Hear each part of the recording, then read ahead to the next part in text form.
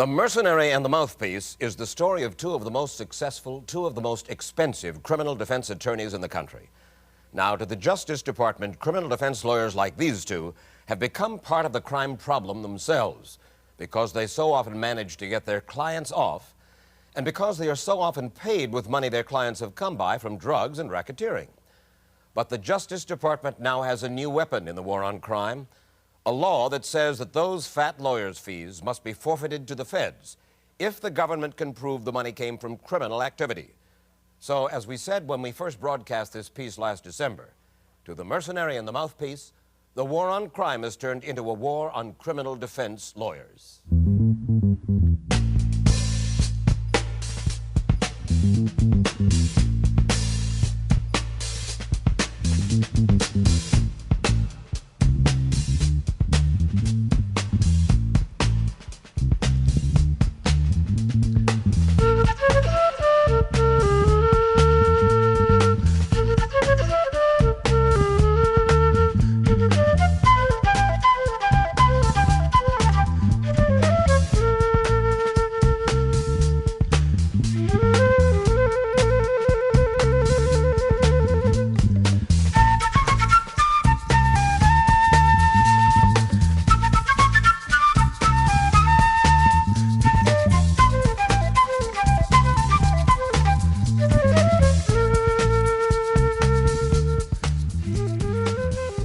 This is the Mercenary, Joel Hirshhorn of Miami. He is proud to call himself a hired gun. He has made millions resourcefully defending drug smugglers and drug dealers. Drug war? What is that? Drug war? I mean, I would like to know there's a war on muggers, so when I go to my car from this courthouse, I don't have to worry about someone mugging me. Diamond Joel, they call him, has earned a reputation for performing miracles in the courtroom. But he can be tough on his own clients there, too. Is it true that in the courtroom, you turned to your client and said, if you really want a good job of cross-examination, up the ante? That is a flat-out lie. What did you say? What I told him was, if he wanted to have my enthusiasm as well as my ability, which he already had, he ought to pay the fee that he had promised me. In this and in other cases, because I am a mercenary, when a man makes a bargain with me on a fee, I expect to get paid. Just like when I was in the middle of a trial, a client bounced a check on me in another case. Now here you are as a lawyer, fighting for a man's liberty, and he bounces a check. What would you do if your paycheck bounced? Do you think you'd finish this interview with enthusiasm? That guy who bounced the check, what happened to him? Well, he made the check good during trial over the luncheon recess. And the final analysis, did he win or lose? He lost, but not because of my cross-examination. But the check was good. Oh, yeah, it was very good, because he made it good with cash. With all of the money to be made on drugs, have you ever been tempted? Have you never been tempted to get in on a deal? Are you kidding me? No, I'm tempted. Never, never, never. I had a client once lay $1 million in front of me, in cash. And if I wasn't tempted to take a case for $1 million, you think I'd be tempted to get involved in a drug deal? Well, why did you turn down $1 million? Well, because, you see, the case wasn't worth $1 million, and if I had taken it, there would have been an implied guarantee of result. And that's what gets lawyers in trouble. Let me understand this. You're a mercenary. You're a hired gun. Yes, but I'm not a fool. Why would you have been a fool to pick up the $1 million and go from there? Because the fee that I was being offered was so outrageous in comparison to the work that had to be done, although it was a first-degree murder case. Right. It wasn't worth $1 million. The guy's life may have been worth $1 million to him, but there's two... Wait a minute, a first-degree murder case? Drug-related? Yes. Ah. Yes, it was a professional hitman. Foreigner? Yes. You lose one of those cases after you take a fee like that, and your family's going to be visiting you at the cemetery real fast. Despite the peril to his practice from clients who don't pay and from those who offer to pay too much, Joel Hirshhorn says the biggest threat of all comes from the government. Look, we are endangered. Criminal defense lawyers are endangered because of the various attacks on us by the government, not only from informants, former clients, Internal Revenue Service, these forms that we have to fill out. And we're in danger because the government thinks it can win the war on drugs by putting good lawyers out of business. Well, that's preposterous. Somehow we're going to have an impact against the drug law, against drug dealing by going after a few lawyers. No, what we're going after What we're continuing to go after are the drug dealers. Steve Trott is an assistant U.S. Attorney General in charge of the criminal division of the Department of Justice. Our objective is on the drug dealers and racketeers, and we're going after the profitability of those kinds of businesses, and we're trying to dismantle the financial empires that they're putting together. It's that simple. Is a drug dealer, is he entitled to the best attorney that he can find and buy? Not with drug money. Alan Dershowitz is a professor at the Harvard University Law School. I get calls all the time from lawyers who used to represent defendants in RICO cases, racketeering, corrupt organization cases, drug cases, who tell me, hey, I won't go near those cases now. Because? I don't want to be hauled before a grand jury. I don't want my tax returns audited. I don't want my fees public knowledge. I don't want myself becoming a witness in a case. I don't want myself being declared a mob lawyer in the newspapers. So they're being scared off, and that, in the end, hurts us all. Last spring, we went with Joel Hirshhorn to a meeting of his peers, the National Association of Criminal Defense Lawyers in Atlanta, Georgia. They consider themselves an endangered species. What we have seen as a well-orchestrated move by the Justice Department to turn the war on crime into a war on the criminal defense bar. What worries these lawyers most is that new law which gives the Department of Justice the power to force attorneys to forfeit their fees, to give them up, if the government can prove that the money paid them by their clients has come from the proceeds of crime. Why shouldn't the government be able to confiscate attorneys' fees if those attorneys' fees came from the proceeds of crime?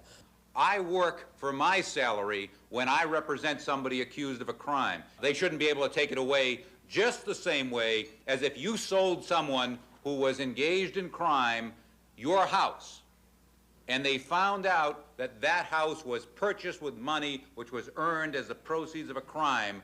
They should not be able to come back and take the money away from you after you've sold someone your house. That new law prompted a remarkable announcement in Atlanta from Joel Hirshhorn. Let me tell you how serious I think it is and what I've decided to do about it. I have not taken a new drug case for a new drug client since November. One of his colleagues thought this was good news for him. Jeff Weiner just handed me a note and said, Joel, please feel free to refer the drug cases you are turning down to House.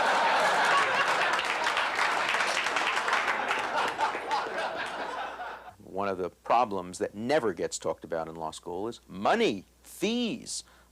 Where do you get your money from if you're a criminal lawyer and you're representing guilty defendants? And let's not mince any words. The job of a criminal lawyer in the United States today, for the most part, is to defend people who are guilty of sin. Occasionally you get an innocent defendant, but that's a rarity. Shame. Shame on Professor Dershowitz. Shame on him for saying that. Because? Doesn't he understand that we still live in the maybe he's cynicized too. We still live in the United States of America. Persons who are accused of crime are presumed to be innocent. Oscar Goodman, who has been called a mouthpiece for the mob, practices law here in Las Vegas, the town that organized crime helped put on the map. And it's money from organized crime, in addition to drug money, money used for legal fees that the government is after. And some of that, the government says, has gone to pay Oscar Goodman, whose lavish offices have been dubbed by law enforcement people the house the mob built. Here's my favorite room. This is referred to as the Godfather's room by some members of law enforcement. Over a period of 2 decades, Goodman has defended people like the late Meyer Lansky, the late Nick Civella, and Anthony Spilatro, men the FBI identifies as leaders of the mob. Are you a mob lawyer? What mob? I'm simply asking, are you a mob lawyer? No, I'm a good lawyer. I'm a lawyer who defends citizens who are accused of crime. Period. Period. Now, I can't help it if these monkeys out there want to call me a mob lawyer. That's their problem. Well, you represent. Meyer Lansky, you used to represent. Nick Civella. All right, are they mobsters? Anthony Spilatro. Who calls them mobsters? I think that the general perception has been that Lansky, Civella, and Spilatro are members of organized crime. Well, all I can tell you, Mr. Wallace, is that, in my opinion, they're used as scapegoats because of law enforcement's inability to control the streets and the epidemic of crime in the streets. They have to create monsters, and they create them. These people are human beings, they're citizens. Why do so many mobsters, or alleged mobsters, come to Oscar Goodman? They feel that they can trust me. They know that I won't give them up. They know that when they come to me, I'm not going to be representing other clients who are cooperating against them. And Goodman condemns the government's use of professional witnesses who have turned against their former colleagues. He says they are paid to perjure themselves. So a man like Jimmy the Weasel Fratiano? A piece of garbage. And let him sue me. Really? A piece of garbage. Because? Because he's a liar, and because he's living off of our tax dollar. You know, I had a case where he was a witness, and I couldn't believe what the United States of America was paying him in order for him to be a professional witness to make other people do his time. Joe Valachi? Another real genius punk. But as in defending drug dealers, the lawyer who defends racketeers also has his nervous moments. There were a couple of clients who had a dispute, and instead of going to the courts over their dispute, they went to me as an arbiter. And we were in my office, and one of the clients was sitting over here, and one of the clients was sitting over there, and I closed the door, and I wanted to hear what the problem was. What was the problem? Doesn't really matter what the problem was, but unfortunately, I leaned against the light switch, and the lights went out, and I got to be honest with you, I was a little concerned at that point. I hit the floor. So where do the people Oscar Goodman represents, like Tony Spilatro, where do they get their money? In order for Tony Spilatro to retain Oscar Goodman, he's got to have a lot of money. Where does the money come from? I assume whatever monies I get from, I don't ask him. All I know is when Mr. Spilatro is with me, he's a kind, decent, attentive, genteel person. This man who was alleged to have... This man who is a creation of law enforcement's vivid imagination. Put somebody's head in a vise until the eyes popped out? I represented him in that case, and the judge found that the witness who testified as to the vice and the eyes and all of that nonsense was a liar. Is it conceivable, Mr. Goodman, you're just turning your eyes away from where your clients get their money? You don't want to ask too many questions? Intentional ignorance of where they get their money? No, it's not relevant as to where they get their money as far as I'm concerned. They're irrelevant. To me, it's irrelevant as to where they get their money. The grocer doesn't ask where they get their money. The podiatrist, the chiropractor, the doctor, they don't ask. Why should I have to ask? You know who Stephen Trott is? I know Mr. Trott. Respect him? As much as I can, any prosecutor. Any prosecutor you don't? I don't care for prosecutors. Because?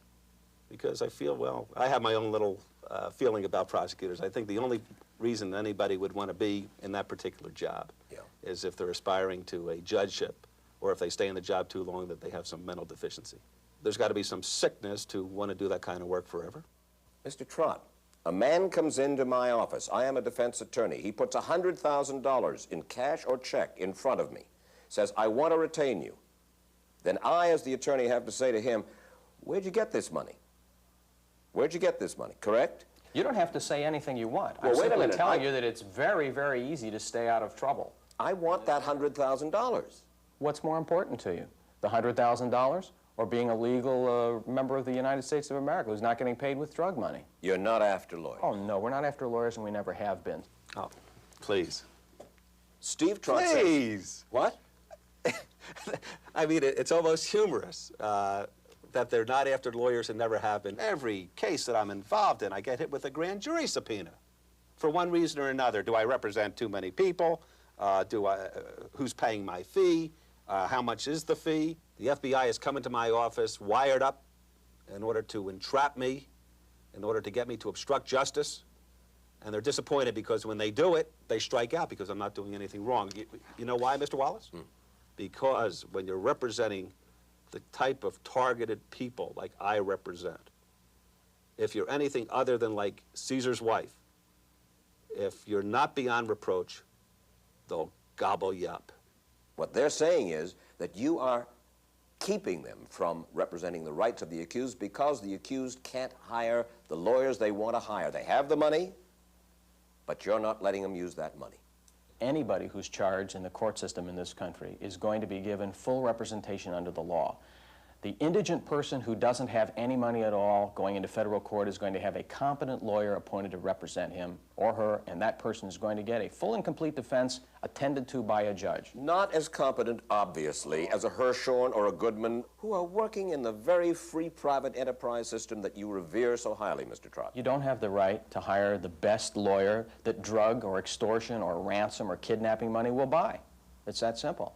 If the cases keep on going the way they are, attorneys are going to be called before grand juries, and pretty soon they're going to have to divulge what the client tells to them. It's never going to happen to me, because if I'm ever put in a position where I have to tell something a client told me, I'd rather go to the can, and after I do my time for the contempt, I'll get out of the business and maybe become some kind of a revolutionary. And what will Joel Hirschhorn do if he stops defending drug dealers? White collar's the thing today. There's an awful lot of boiler room fraud, telephone fraud, insurance scams. Internal Revenue Service has been cranking up investigations. People who bilk old ladies out of their life savings.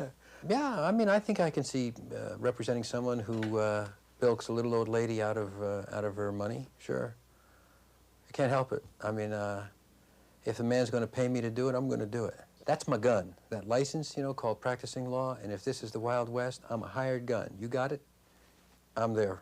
Just pay me. Defense lawyers and prosecutors and judges across America cannot seem to agree on whether defense attorneys' fees should indeed be subject to confiscation. But they do agree that the issue will probably have to be decided by the U.S. Supreme Court.